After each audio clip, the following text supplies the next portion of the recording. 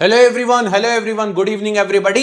HAL Hindustan aeronautics limited, इसका notification 2 या 3 साल में एक बार देखने को मिलता है। अगर आप देखोगे तो साफ साफ 2 साल पहले भी आया हुआ था और वैकेंसीज बाकी कंपैरेटिव जितने भी देश में PSUs हैं उनसे थोड़ी कम रहती है, लेकिन बहुत प्यारी जॉब है। अगर आप HAL के अंदर काम करते हो, आपको ये पता होना चाहिए कि HAL करता क्या है। पहले तो ये मैं बताता हूं, ये एक महारत्न PSU है और इसका जो काम है वो बेसिकली है एरोनॉटिकल इंजीनियर से रिलेटेड, यानी कि कुल मिला के ये मैन्युफैक्चरिंग करता है, डिजाइन करता है, मेंटेनेंस करता है, और वो भी किसका? एयरक्राफ्ट कैरियर्स का या फिर एयरक्राफ्ट्स का। तो इनका मेंटेनेंस जो है हमारे देश में ये करने का काम करता है। अब आप देखेंगे HAL की भी रिसेंटली वैकेंसीज जो आई थी, शॉर्ट नोटिस आया था जिसके अंदर इन्होंने बताया था कि टोटल 120 वैकेंसीज है, जिसमें से 60 मैनेजमेंट ट्रेनी की है और 60 हमारी जो वैकेंसी है वो डिजाइन ट्रेनी की है, सभी ब्रांचेस के लिए। लेकिन ब्रांच वाइज भी इन्होंने वैकेंसी यहां पर अपनी बता दी है। सबसे पहले डिजाइन ट्रेनी की बात कर लेते हैं, तो इनका ये कहना है एरोनॉटिकल में इनके पास केवल 4 वैकेंसी हैं।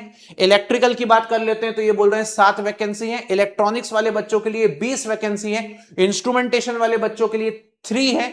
मैकेनिकल वालों के लिए सबसे ज्यादा 22 वैकेंसी है। कंप्यूटर साइंस के लिए 3 है और मेटलर्जी के लिए 1 वैकेंसी है। ये वैकेंसी इनकी डिजाइन ट्रेनी की वैकेंसीज है।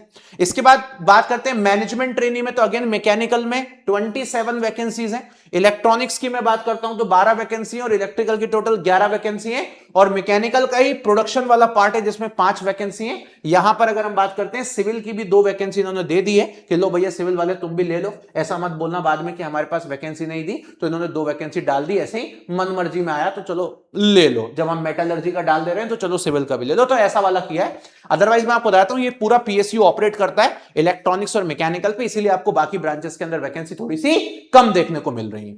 इसके अलावा आप बात कर लेते हैं तो इनका ये कहना है कि रिजर्वेशन जो है वो वैसा ही रहेगा जैसा गवर्नमेंट ऑफ इंडिया की तरफ से है। अब बात आती है एलिजिबिलिटी की, तो क्वालिफिकेशन इन्होंने बोला है डिजाइन ट्रेनी हो चाहे मैनेजमेंट ट्रेनी हो, आपने इंजीनियरिंग करा हो, बैचलर डिग्री होनी चाहिए इंजीनियरिंग में, क्वालिफिकेशन आप लोगों के पास। इसके बाद इनका ये कहना है कि फुल टाइम डिग्री इंजीनियरिंग या टेक्नोलॉजी में होना चाहिए, और वो भी इस वाले हिस्से में होनी चाहिए 10+2+4, 10वीं कक्षा हो चाहे 12वीं कक्षा हो, प्लस 4 साल की इंजीनियरिंग, या फिर इनका ये कहना है 10वीं के बाद 3 साल का डिप्लोमा भी अगर आपने किया फिर इंजीनियरिंग करिए तो भी आप एलिजिबल है, कोई दिक्कत नहीं है। मतलब इंजीनियरिंग करना जरूरी है, डिप्लोमा के बाद किया हो या फिर डिप्लोमा के साथ किया हो या फिर डायरेक्टली 12वीं कक्षा के बाद किया हो, इंजीनियरिंग करना बहुत जरूरी है, इनका ये कहना है दोनों ही ब्रांच के लिए। बाकी जैसे अब कुछ सब ब्रांचेस होती हैं, जैसे कुछ बच्चा बोलता है इलेक्ट्रिकल में इलेक्ट्रिकल इलेक्ट्रॉनिक्स एलिजिबल है कि नहीं है, तो हाँ भाई है। ऐसे फिर आप इंस्ट्रूमेंटेशन में देख सकते हो, फिर आप यहां पर इसमें भी देख सकते हो इलेक्ट्रॉनिक्स वाले बच्चे, मैकेनिकल में मैकेट्रॉनिक्स को भी एलिजिबल किया है, ऑटोमोबाइल को भी एलिजिबल किया है, कंप्यूटर साइंस में तो भरमार है भाई एलिजिबिलिटी की। तो एलिजिबल इन्होंने देश में चलने वाली सारी ब्रांचेस, जितनी भी ब्रांचेस हैं सभी को एलिजिबल यहां पर कर दिया गया है। अब इसके बाद इनका यह कहना है कि जो बच्चे एलिजिबल हैं वो कौन है? जिनका 70% आया हुआ है अपनी डिग्री के अंदर, वही फॉर्म भरे, अदरवाइज फॉर्म मत भरना, ये इनका ये कहना है। और SC ST कैटेगरी वाले 60%। तो ये इनका कहना है कि अगर आपने आपकी इंजीनियरिंग 70% की है तो ही फॉर्म भरना, नहीं तो फॉर्म मत भरना, दोनों के लिए ही। इसके बाद इनका ये कहना है कि भाई हम आपका पेपर कब करवाएंगे ये भी देख लेते हैं और एज क्राइटेरिया भी देख लेते हैं। तो सबसे पहले तो हम लोग देख लेते हैं, 28 साल इन्होंने UR कैटेगरी की एज क्राइटेरिया रखा है। OBC के लिए हो जाएगा 31 और SC ST कैंडिडेट्स के लिए हो जाएगा 33। ये भी हो गया। 500 रुपया का फॉर्म है इन्होंने बता दिया है। और उसके बाद इनका ये कहना है कि फॉर्म भरने की जो लास्ट डेट है, स्टार्टिंग डेट 29 जुलाई, आज 2 बजे से फॉर्म भरना चालू हो गया है और 14 अगस्त तक ये फॉर्म भरने वाले हैं। पेपर कब कराओगे भाई, तुम तो पेपर बताओ। तो पेपर कराने के मामले में भी ये बहुत आगे हैं, जैसा कि मैंने आप लोगों को बोला भी था कि पेपर कराने में ज्यादा समय लेते नहीं है, ठीक है। तो इन्होंने ना इंपॉर्टेंट डेट्स दे करके पेपर का ही मामला खत्म कर दिया इन्होंने। ये देखो इन्होंने सब दे दिया भैया, हम कब क्या करवाने वाले हैं। इनका ये कहना है कि हम 5 और 6 सितंबर को सीधा पेपर करा लेंगे, उसके बाद आप एडमिट कार्ड डाउनलोड कर लेना 20 अगस्त को, और भैया बहुत तेज चलिए 10 सितंबर को हम रिजल्ट ही डिक्लेयर कर देंगे। मतलब आप समझिए इससे ज्यादा तेज आज तक देश का इलेक्शन का भी रिजल्ट नहीं आया।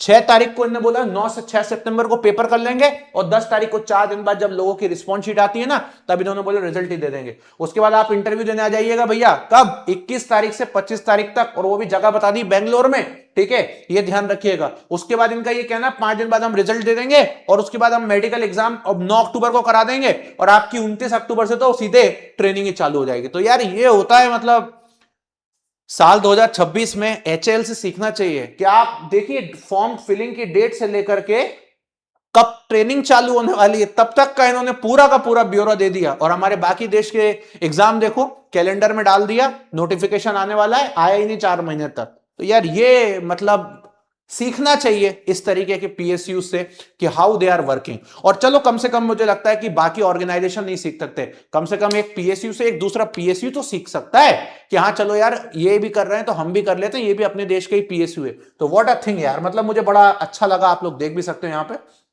ठीक है, सारी चीजें इन्होंने यहां पर बेहतर तरीके से दे दिया है और बहुत अच्छी तरीके से यहां पर इन्होंने कर दिया। अच्छा, इंटरव्यू के लिए ये 5 गुना कैंडिडेट्स को बुलाएंगे जितनी वैकेंसीज हैं उसके, और सैलरीज की काफी बेहतर है। इनका जो बेसिक पे है वो ये आपका टोटल 50,000 का है, और आपकी जो सैलरी, आपकी जो ट्रेनिंग है वो 52 वीक्स की है। तो 52 वीक्स मतलब आप समझ सकते हो कितने महीने हो चुके हैं आप लोगों को, है ना। और 15 लाख के आसपास का आपका बॉन्ड भरेगा, बट बॉन्ड इतना मैटर नहीं करता।